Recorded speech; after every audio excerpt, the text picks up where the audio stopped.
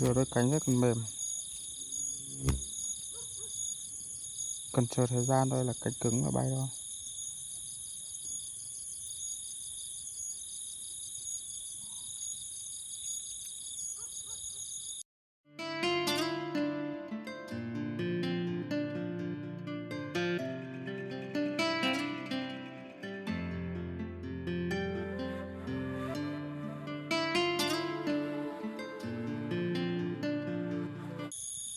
Chú kia sau này đã lột xác, chú này cũng đã lột, chú này là chưa lột này. Giờ nó sẽ bám như này các bạn ạ, mà sau tí nữa là nó chỗ này nó sẽ nứt ra, bây giờ nó sẽ ra từ đây, nứt, đang nứt dần, mỗi lúc là nứt một tí.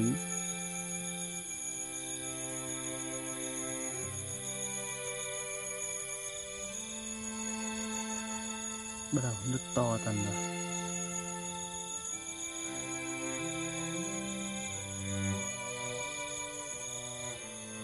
Giờ đang nứt to dần. Giờ nhô hẳn cái đầu ra rồi các bạn ạ.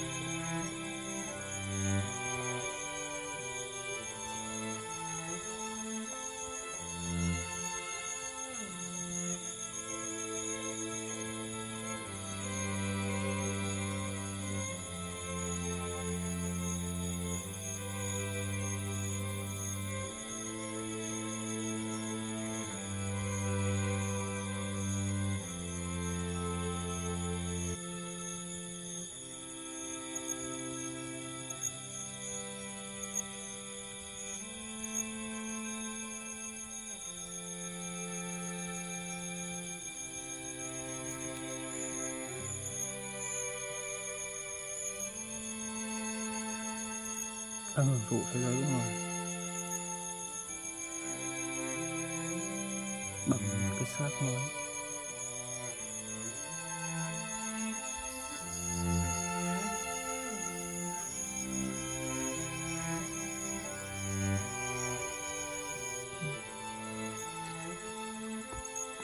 Nứt ra hẳn rồi.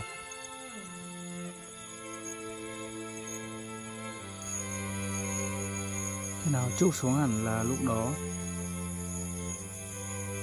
cánh khỏe dần.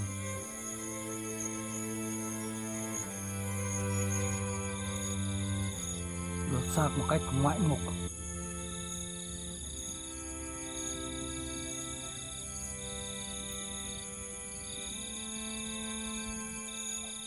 Rút ra từ cái xác.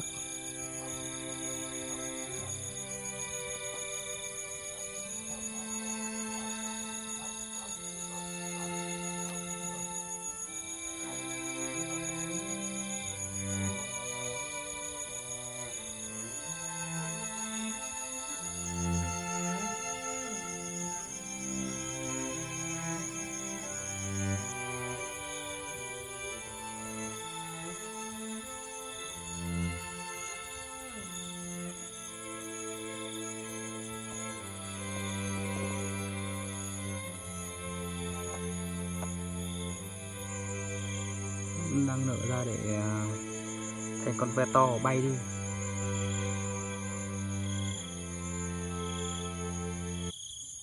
Đây là một con đang nở ra các bạn ạ. Nó nở ra.